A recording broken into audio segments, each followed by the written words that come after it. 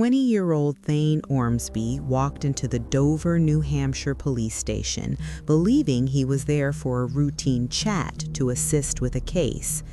The reality was a horrific triple murder 300 miles north in Amity, Maine. Inside a small trailer, officers discovered a gruesome scene. 55-year-old Jeffrey Ryan, his 10-year-old son Jesse, and 30-year-old Jason DeHaan had all been stabbed to death. Jesse was found behind his bedroom door, stabbed repeatedly in the back. DeHaan's throat was cut so severely he was nearly decapitated, while Ryan was discovered under a chicken coop, his body twisted from a final attempt to crawl away. Detectives already suspected Ormsby. Without tipping their hand, they sat him down, letting the 20-year-old believe he was still ahead of an investigation that had already quietly closed in on him. So what about this case here? I was talking about the beginning here. What type of person you think would do this? No, I haven't given that much thought. But, I mean, cold. Someone would have to be cold. Someone would have to be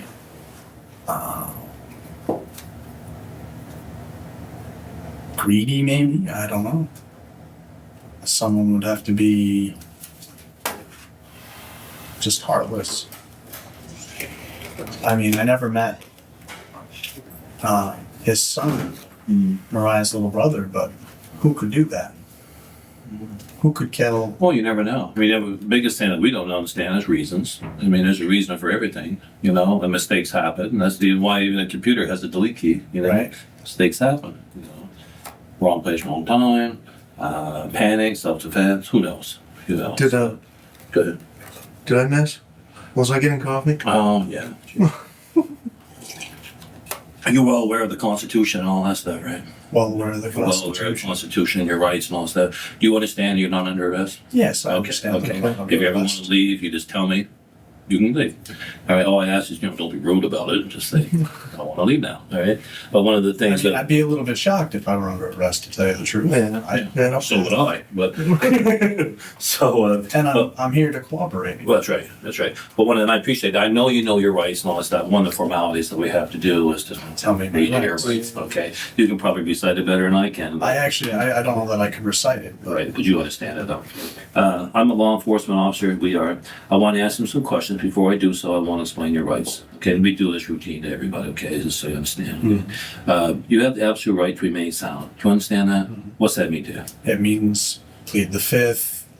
There's another way to Right. explain that, but it means I don't have to say anything to you if Sure. I don't want to. That's I can right. just close my mouth. And There you go. You don't have to talk to me if you don't want to, right? Anything you say can and will be used against you in the court of law. Do you understand that? What's that mean? it means anything I do or say here is, if brought to court, can be used against me. I have a right to repeat You have a anything you right to say. repeat anything I say. Okay, now, having all these rights I've just explained to you in mind, do you wish to answer questions at this time? Yes, sir. Good. Right. Formalities, right? Right. So, where were we? He's my note taker here. Sorry. We were talking about what type of person would do that. Yeah. Cold, greedy, heartless. Someone just with no love for life. No love for things that grow. Yeah. And I mean, what we know about Tolkien and Tolkien's writing, you seem like you know a little bit more about Tolkien.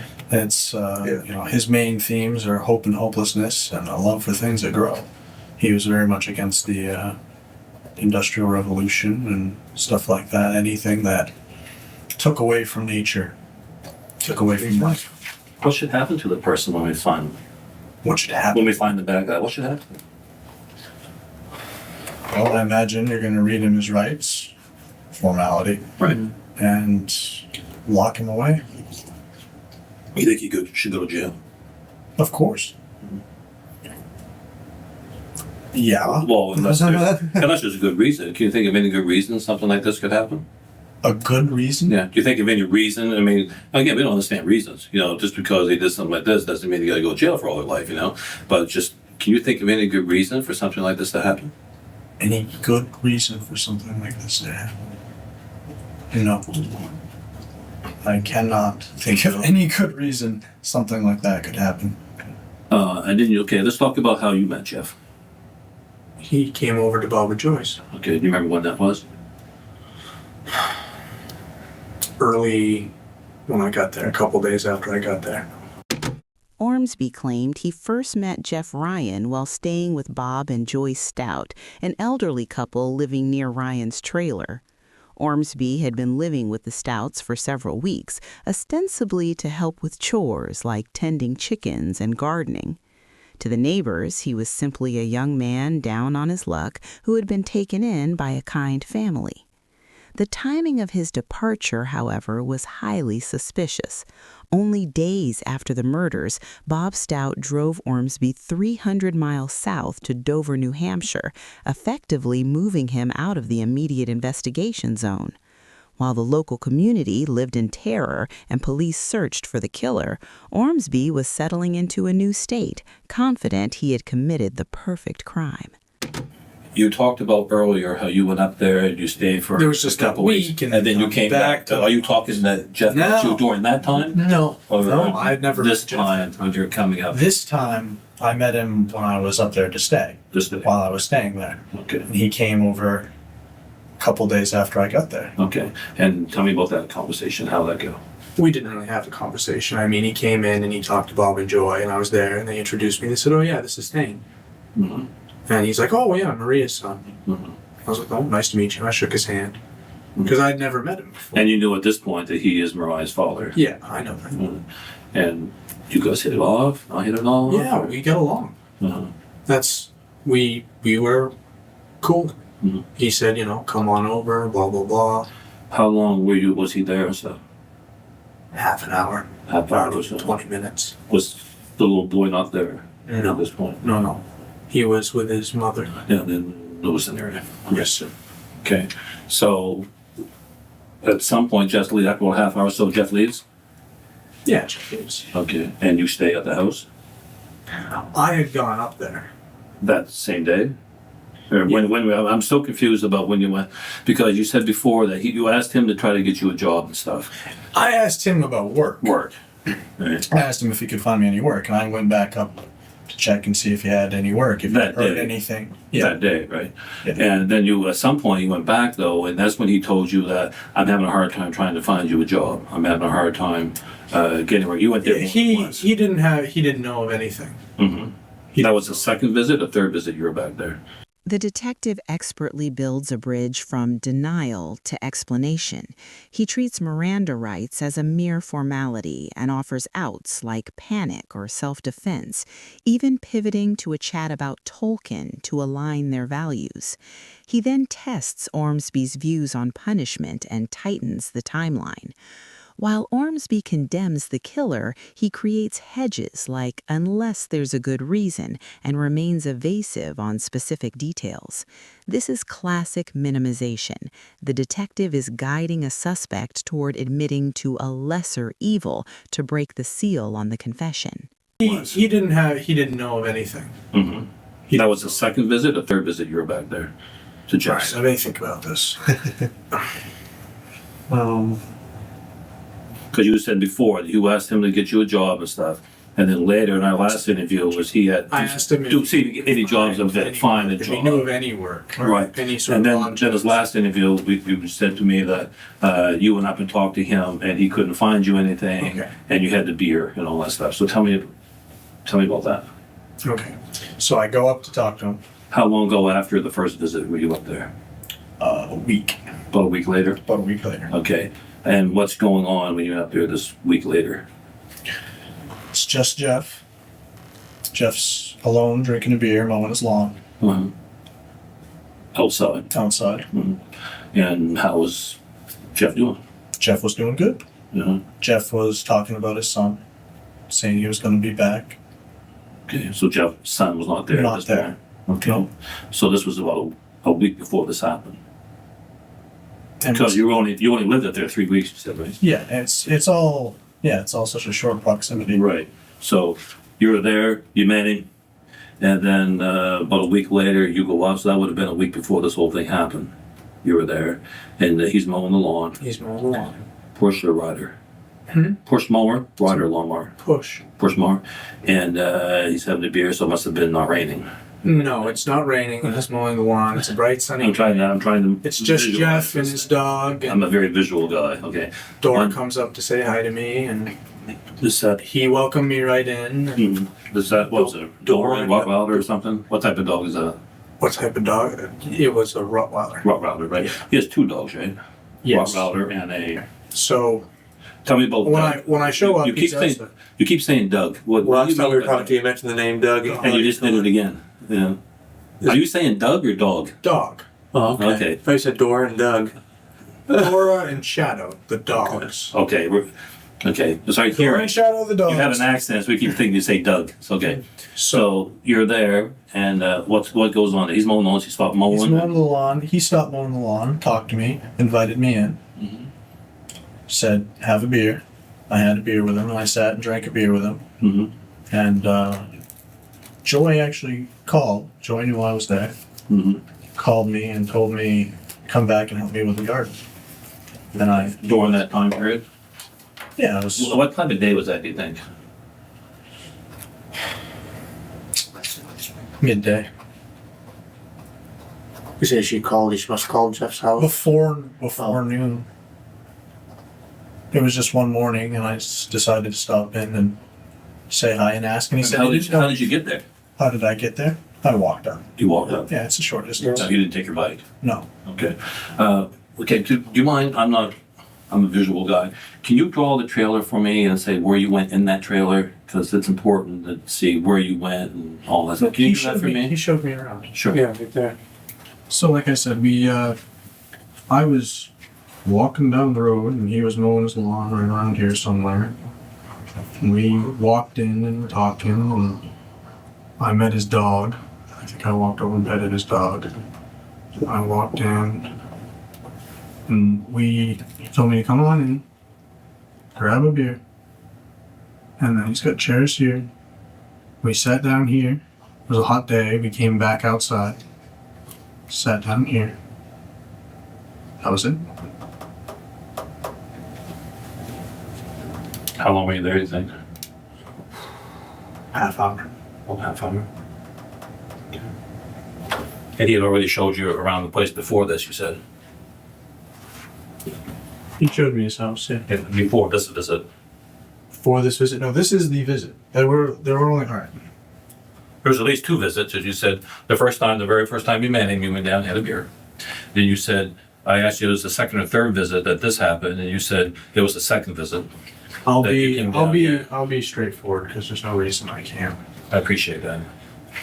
I do have a bicycle. Right. You know this much. Okay. And I've. Is it a 10-speed with the handlebars come down around? No. Okay, what type of bike is it? Nope. It's 8x3.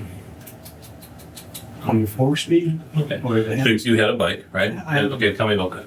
I appreciate you being honest. Well, because it just. Okay. All right.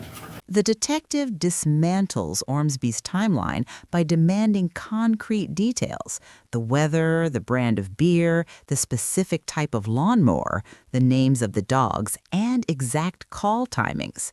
By requesting a hand-drawn layout of the scene, the investigator pressures Ormsby's memory and forces slips in his story.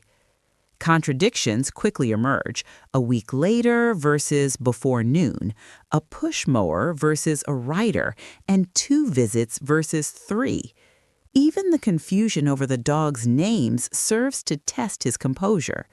The objective is to lock Ormsby into a rigid narrative, only to reveal the internal contradictions that ultimately shatter his credibility. Being honest. Well, because it just. Okay. All right. There are only 2 occasions I've met Jeff. Uh-huh. The one where he comes down to the house, Right. and I combine those 2 occasions of all. Okay. A week later, I come back, And you're on your bike this time. and I'm on my bike this time. Uh-huh. And I ride my bike, but I ride my bike on the road, Right. and I ride it on the lawn. Okay. And I park it right here somewhere. Okay. I come in and I have a beer with him, and he shows me around the house During that visit. during that visit. And that's the only visit, though, that I've made to Jeff. Well, no. You said the first time. He visited me, and I Right. visited him. The same occasion. You said the very first time he met you, you asked him to get a job and stuff, and he said, come on. Two different occasions. I combined the two in one, just to be simple. No, each time you were here. How many times you were at this house? Once. Once. I've only been there once. I've been to his house once, and it was just And this time here, he shows you around. and he shows me around. So the first time you said you went there after you had that very first time you met him. I said, but really that was the week later. Just to be simple. Why would you do that? Why would you confuse me like that? I confuse Because easy. because it's irrelevant. Because it's Well, it's not really irrelevant because we got 3 people dead. So that's why it makes it very relevant. I understand. Especially when people are not telling the truth. I understand, but I mean, I had nothing to do with it, Okay. so I didn't want to be. Okay. Were you ever out in this area? No. Were you ever on the driveway? The driveway going in? Yes. Tell me about that. I was riding my bike one day, getting bottling, and no one was home. I rode by.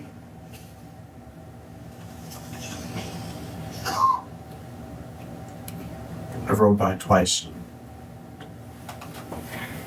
Okay. And that's when you went up the driveway? Yeah, I rode by. I rode in. Uh-huh. I rode out. How do you know nobody was home? No vehicles. No vehicles at all? No vehicles. Not even a 4-wheeler? No. Okay. He used to keep his truck parked here and his car parked here. I've never seen a 4-wheeler there. And they were both gone? Both vehicles were gone? No, just the car was gone. The car was gone, the truck was there? Truck was. Because the other day you said you never saw that truck before. I said I saw the truck. I told you I saw the truck, and I told you it was blue. Yep. Blue Ford. But you also said you only were there that one time and it was the same. I was only there one time. I said it was the same event. Uh-huh. To be simple. Okay, I don't want simple anymore. You All don't right, want I simple. want straightforward. To be straightforward, it was 2 events that I met Jeff Ryan. Okay. Once where he came to Bob and Joy's, and I did not go to his house that day. All right. A week later, I come back to double check with him. Okay. When was the bike drive and you were up the driveway? Because we found bike prints up there. That's why when I asked you the other day if you had a bike, you said no. Today I asked you if you had a bike, you said no. Yeah. Now I'm confused. Why didn't you tell me you had a bike Why when I did I asked you? tell you I had a bike? Because Because we saw bike prints there. I heard stories about biker gangs, and I didn't want to be confused with No, I asked you the other day pedal bike. Yeah. pedal bike. Okay, pedal That bike. you Yeah, I have a pedal. pedal bike. Right. But the other day you said you didn't.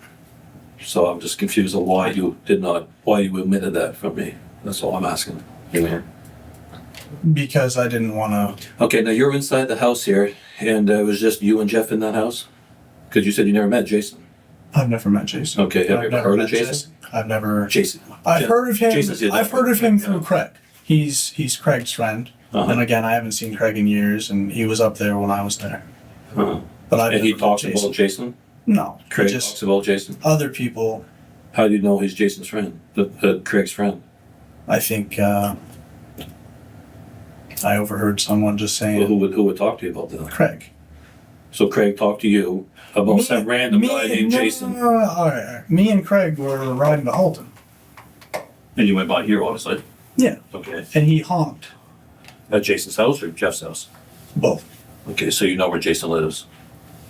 I He must have. You just said he honked Think at the house so. on the way by. think so. I think that's his house. Well, I assume that he honked to the horn. You probably said, "Who's that?" And that's my friend Jason. I mean, Yeah. how else would he talk about Jason unless Yeah. that's where Jason lives, right? Yeah. Because I'm confused. Because the other day you said you didn't know where Jason lives. You know nothing about Jason. I So now don't you're know now you're anything saying about. I don't know anything about well, Jason. you know where he lives. I think I know where he lives. Craig just honked Is the it- horn is at it- his house on the way by. You just said that. Honked the horn at his friend's house. I asked someone else about it. He didn't say, "Oh, that's my friend Jason." I said, Who did "You're you making ask? this up." Well, no, I'm trying to understand. You're trying You to talk in understand. circles, okay? I'm trying to say who told you We about go to Jason. Halton, we come back to Halton. Who told me about Jason? I don't know who told me about Jason. I think Bob or Joy Okay. or Craig or Mariah. Jason's Craig's friend. Mm-hmm. So That's all I know. okay, you're in that house only one time ever. Okay, this is we're going to Halton. We come back to Halton. We got our groceries. He honks at these 2 houses. I didn't ask Craig. Mm-hmm. He honks at his house. I asked Bob and Joy. I said, "Yeah, who lives up there?" I said, "Oh, that's Craig's friend Jason.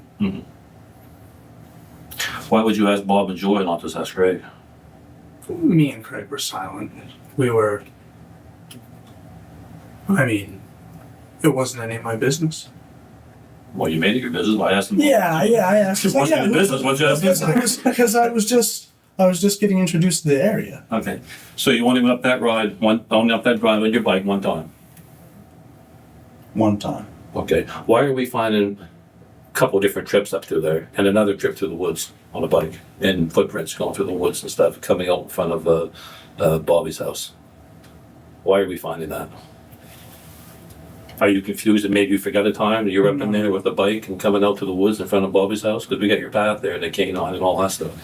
I mean, did you forget that? It's okay if you did. I'm just trying to see when we're back in these woods here coming out in front of that. You forget that? No. The detective successfully boxes Ormsby in using the bicycle. After initially denying he even owned one, Ormsby is forced to admit it once investigators reveal they found bike tracks and a K9 trail leading through the woods and driveway. As the pressure mounts, his story shifts from a single visit to two. What started as a simple narrative is becoming increasingly complex and contradictory. Probing questions about specific vehicles, the dogs, and Jason DeHaan continue to expose his shaky memory and unravel his facade of control. Back in these woods here coming out in front of that. You forget that? No. That was just. I'd just gone over to check out the junkyard. Where's the junkyard? It's right beside Bob and Joyce. Okay, across the street. No. I don't know where it is because we have canines and stuff, and dogs. Right? Yeah. And the tracks through the gear.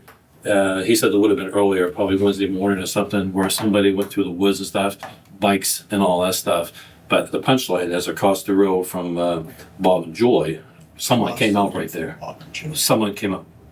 Bob and Joy, right? Yes. All right. Across from Bob and Joy, someone came out of the woods right in that area. And No, I haven't been. probably a bike. That's why bike tracks again. But we get bikers up and down the Pedal roads. bikes. Pedal Right? bikes. Yeah. Okay. Pedal bikes. So that's not you coming down No, those that roads. wasn't me. Okay. Now, when you're in that woods, in the house there, you said you And had. that's why I don't want to be confused, because there are That's other why bikers. I'm confused. Yeah, Okay. yeah. That's why I need to hear from you exactly what happened. Okay. You're in that So I'm house. going to tell you there are other bikers. I understand. Yeah. That's right. We talked to several of them. Okay. Now, you only had one beer in that house, you said. One beer. And it was a Budweiser bottle. Budweiser bottle. And you said to me the other day, you drank it all. Yeah. Okay. What happened then after you drank that beer? I told you I left it on the counter in the sink. I don't recall. You left it in the counter or in the sink? On the counter or in the sink. On the counter or in the sink. Okay. Right. I know you told me that, but is that what you really did? Or- Yes. Okay. You smoke. Do you have any smokes in the house? Smoke Cigarettes. cigarettes. Smoke any cigarettes in the house? In his house? Yeah. Jeff's house. I smoked one of his cigarettes. What type of cigarette was A it? rolled cigarette. You know what brand or anything like that? I don't know what type of tobacco or what. What no, it was filter. What type of filter was it? Was it a brown filter, white filter? It must have been a brown filter. Okay. If I told you it was white, would that screw you up? Yeah, I don't know. Ormsby is visibly shaken by questions regarding the beer and cigarettes, and with good reason. At the crime scene, investigators found 3 half-empty beer bottles. DNA testing matched 2 to the victims, Jeffrey Ryan and Jason DeHaan, but the third contained DNA from an unidentified male. The cigarette evidence was equally incriminating. The ashtray contained 2 different brands, one with brown filters and one with white, suggesting the presence of a second smoker. With Ormsby already faltering, detectives turn up the heat by zeroing in on his intimate knowledge of the house's layout, which is highly suspicious for someone claiming to have only visited once. You said you never met the little boy. Never met the little guy. Did he want you to meet the little boy? He never made. Like, I can't he wait never, for Junior to come up. I want Yeah, him he to was. meet He me. was. He was. That's what he was telling me when we were talking on the porch. He was saying, "I hope I'm gonna go get him. You know, I think he'll be back for the summer." Mm-hmm. And that was good. And you never ever been back here. Do you know what's back here? No. The tree house here, there's some trees here, stuff. Have you ever been back in this area at all? No. No, I haven't even been to the treehouse. I've been past the pool. Did you ever play horseshoes down in this area? No. The horseshoe pits are right here, right? Remember that? I didn't even see the horseshoe You pits. didn't see the horseshoe pits? Okay. I noticed the pool and I noticed the treehouse and I said, good work. He told me about the lumber. And Where Dale's written the black lines up there where you were in the kitchen area, when you said he showed you the house, did you go through the house? Did you take you room by room or did you just say, Did you go down in here? no. no? How do you know there's a bathroom there? You drew that. You drew that. Because I asked. You asked Jeff. I asked him where the bathroom was. Yeah. Did you go to the bathroom? No. Why not? I didn't have to go to the bathroom. Why did you ask where the bathroom was? In case I needed to go to the bathroom. Are you kidding me? You said, where's the bathroom? I You asked never asked me inside here or where the outside. He bathroom said is. bathrooms down the hall and he said, well, where's the bathroom? I mean, you and I have been together now for a couple. You've only been with him for 10 minutes, you said. Why would you ask him in 10 minutes, hey, where's the bathroom? Down the hall. You've been with us now for over a couple hours. You never once asked Our that question. conversations wandered. Yeah, you're there for 10 minutes. You asked where the bathroom is. He told you and you didn't go. I mean, I'm just, okay. So you've never ever been down that hallway. So there's no way in hell that your DNA is going to be down in this area anywhere. No. Is what you're telling me. That's what I'm saying. All right. And there's no way in hell that your DNA is going to be back in here anywhere. Mm-hmm. And you had a cigarette. What happened to the cigarette? You smoked it, you said. I smoked it. I might have put the butt in my back pocket or thrown it out. Because you said you're kind of not horny about leaving butts around. Yeah. You told me that in the car the other day, right? But you actually smoked a cigarette. Okay? And have you ever been on these streets up in this area? Nope. Oh, you've been one time on the bike back and forth here. Yes. Maybe. So this event here, where you were inside, was about a week before this murder happened. Maybe two. Maybe 2 weeks. Never met Jason. Never met Jason. You did. Well, now we have a problem. Why? All right. Inside that trailer, there's a bottle sitting there, 3 bottles. And in that trailer also, we have your DNA and fingerprints on one of the bottles. So, maybe you're mistaken about why that happened, but I want you to straighten it out now, okay? See this picture? Yes, sir. 3 bottles, right? This one's yours. One of these is Jason, and one of these is Jeff. I'm confused right now which one's which, okay? This one's yours. Notice how clean the place is.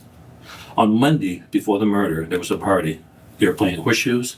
People are in and out of there. People clean after the party, because I talked to the ones who did it. Those bottles were not there Monday Monday night. Yep. Your bottle's there, your fingerprint's on that matched with the fingerprint I got the other day. Your DNA is in that bottle. Explain that to me. Doesn't mean you did anything wrong. No, I mean- But I'm saying, why is it that I 2 weeks ago... I set my bottle either here or here in the sink. Oops. But you see my problem. This bottle here belongs to Jason, who you never met. Whom I've never met.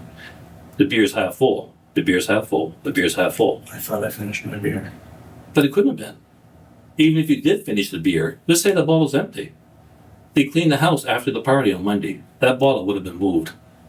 From your See visit what I'm 1 saying? or 2 weeks It previous. would have been moved. That bottle would not be sitting there. Jason's bottle wouldn't be sitting there because you got a 10-year-old kid that's there. He's walking around. It's not for him to earn money for chores. He helps clean. So they moved all the stuff and put it to the redemption bottle container, right? Yep. No way in hell that bottle sat there for 2 weeks. If anything, it sat there for a couple hours. So we have a problem with that. I need you to explain to me that why it is that beer bottle's there a couple hours or at the time of the murder. So if you have a logical explanation, now's the time to spit it up. All right? It doesn't mean you did anything wrong, but we need to know why that bottle is there, why you were in that house a couple hours before the murder. Just tell me how this all happened. I don't know. That's not But that's not, no, you know, you just don't want to tell me. And it doesn't mean you killed him, all right? But it means I go know one it. step at I a know time. it doesn't mean- How was that bottle there? Is it possible you went there, you don't remember, hypothetically, that you were there, that this whole thing here happened on Wednesday morning? Or late Tuesday night, when you went down there on your bike, had a beer and all that stuff, and Jason was there. Maybe you're just afraid because you thought it was irrelevant, that yeah, I met Jason that night right here. But if I tell you I met him the only night and he's dead the same night, you're going to think I did it, you know, and that's not necessarily true. But I want to make sure that if there's some over here. Well, I'm just telling you what the evidence people are telling me. That's Jason's bottle. I now remember. That is Jason, the one you said you never met. That is Jeff's bottle. This is your bottle. All three bottles are half full. You were there just before the murder, or when this accident happened. All right? Tell me about that. How was your bottle there? Tell me how the bottle ended up there. Oh, you have my Okay? DNA on Ain't that this bottle. okay? You have my DNA on Yes, this bottle? yes, but can you explain how, yeah, tell me about what you did while you were there, Well, I drank half a beer. right? Tell me about Jason. You met him. This is his bottle, That's his bottle. right? Did you only meet him the one time? Honestly, Yeah. I want the truth. straightforward. the one time Straightforward. During this event? During this event. Okay, what night was that? Or what day was that? Tuesday evening. Tuesday evening? Okay, tell me what happened Tuesday evening there. How'd you get there? My bicycle. Okay. And those are the tracks. Hmm. Right up the driveway. Where was Jeff when you got there? Inside. Okay. What time of day was it? You said it was evening. I mean, was it dark? Was it Not dark. not dark? Not dark. Okay. Jeff was inside. Was Jason inside? Inside. Jason was inside. They- Was the little boy inside? At the counter, having a beer. Inside, playing TV. You didn't know the boy was there, did you?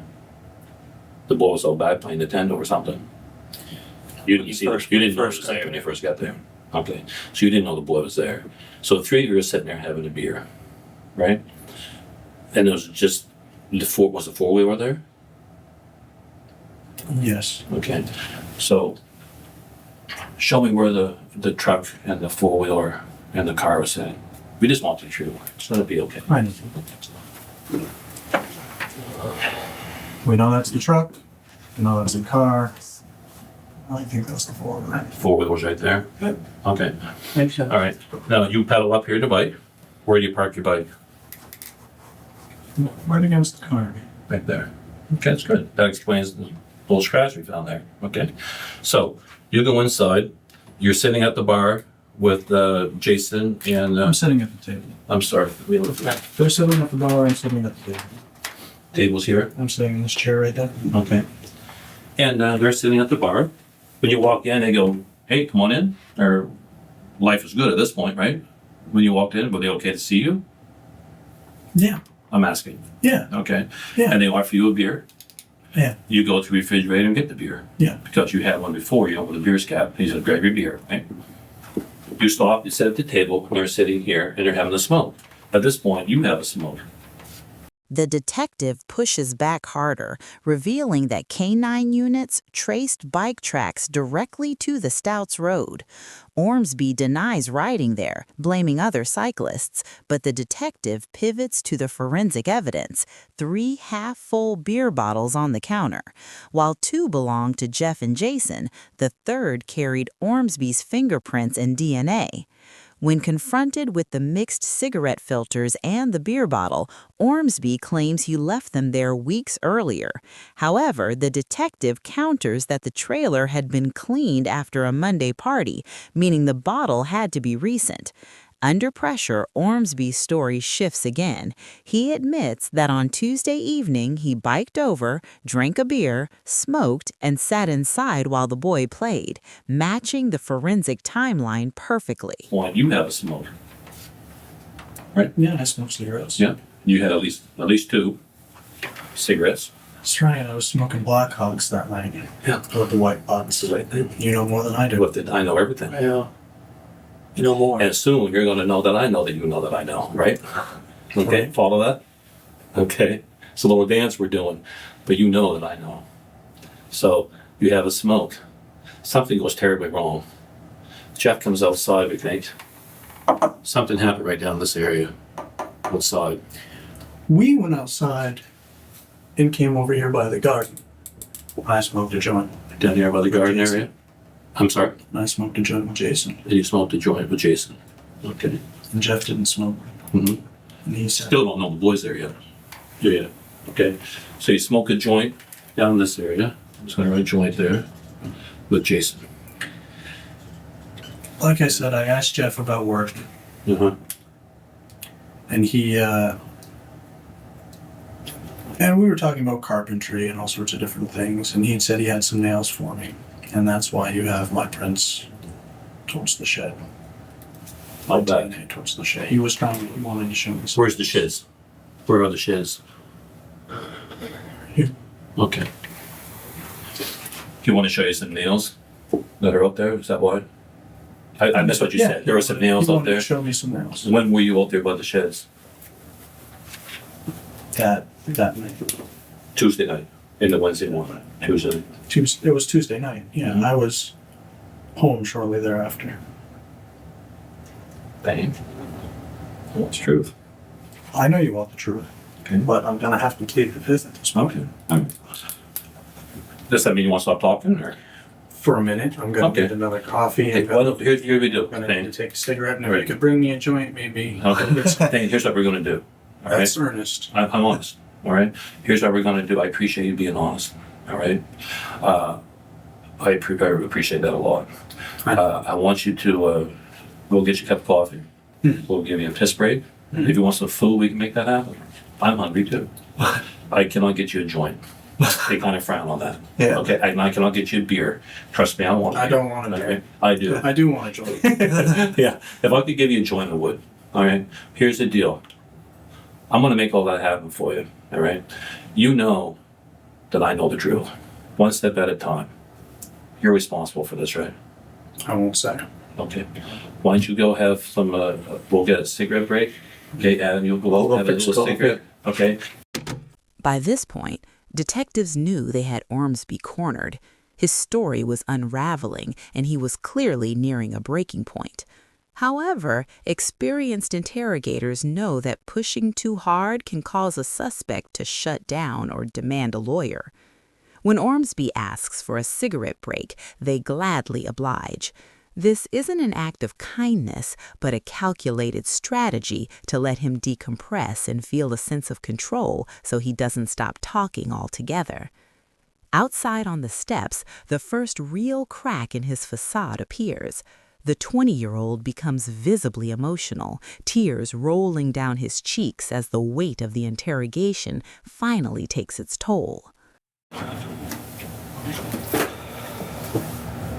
Did he bring you coffee? When he gets back in here, I'll go get you one, alright? Do you actually want a coffee though? Yes, sir. Okay, I'll get you one in a minute. I'll get you one when he gets back in here. Where would you like to start? When did you go up there that night? Tuesday night. Tuesday night? What time Before was dark. it? Before dark? 6, 7. Jason was there at this point. Jason was there. Was that the first time you met him? That was the first Okay. time. What happened? You're on your pedal bike. It's not my pedal bike. Okay. What happened? Everything was going fine, to tell you the truth. And I did see Jesse, and Jesse was in the living room. And he was playing video games, and we were just mildly introduced. And we had a beer and everything, like I said. So, things were going good at first. Things were going fine the whole time, Uh-huh. until It happened. it happened. Okay. Starting right. Cream? Just cream? So you said when you got there, everyone's in the house, in the kitchen area, and the little boy's playing Nintendo or something on the computer. Whatever he's playing. Whatever he's doing. On the TV. You said you're just kind of like introduced in passing. Yeah, we just introduced and talked and went outside to smoke the joint, blah, blah, blah. And Jeff was Everything's going abnormally good. nice to me. Abnormally nice. You know, he was nice to me. Which makes it strange. Right. But I did have it out for him. You did. Yes. When did it turn from everything going fine to not so much? He say something to you? Did he? No. No. Did he have to? No. No. Where you found him. Where you found my prints. My DNA in the shed where he was showing me nails. He was out there to show you some nails or something, That was it. and he bent over to get you the nails. What happened? I think you know what happened. I like to hear from you. I have theories, but I like to hear your side of the thing. I know what happened. I want to see if you can tell me what happened. If I can tell you what happened. Sherry? I killed him You killed Jeff. And how did you do that? with a knife. So he was bent over, and No. Back to. he was back to you, you know? And you stabbed him in the back. I'm asking. Yeah. Okay. And where'd you get the knife? It was my It was a bayonet type knife, large. a large knife, and that's the one you keep sharpening all the time, right? That was then you brought that with you because you always wear it. Right? I knew you knew that much. Yeah. So But I knew that. he's outside. Okay, he's out there by the shed, and Jason's in the house. Jason and the boy are in the house. Jason and Jesse are in the house. Jason sat down next to Jesse on the couch. Right. And you guys are outside. And you're thinking, now it's time. He never said anything to you? He was just trying to help me. Okay. How many times did you stab him, do you think? Those are questions I don't know the answer to. Yeah. Are you saying 1 or 100? I mean, Multiple. multiple times? Okay. Okay. Obviously more than one. Okay. I don't So know. you stab him, and does he fight you back?